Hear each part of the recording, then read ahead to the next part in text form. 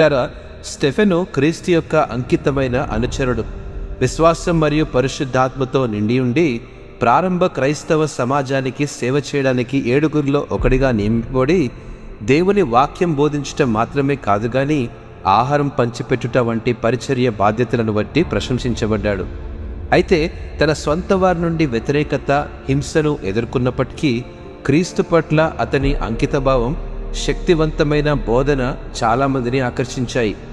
ధైర్యంగా సువార్తను ప్రకటిస్తూ స్టెఫెను నిర్భయంగా సత్యాన్ని మాట్లాడి అనేక మంది హృదయాలను కదిలించడం మొదలుపెట్టాడు.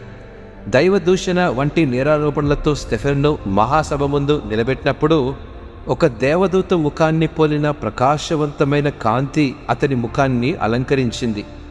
స్టెఫెను తనను తాను సమర్థించుకునే బదులు దేవుని గొప్పతనం గురించి మరియు యేసుక్రీస్తులో ఆయన వాగ్దానాల నెరవేర్పు గురించి సాక్ష్యం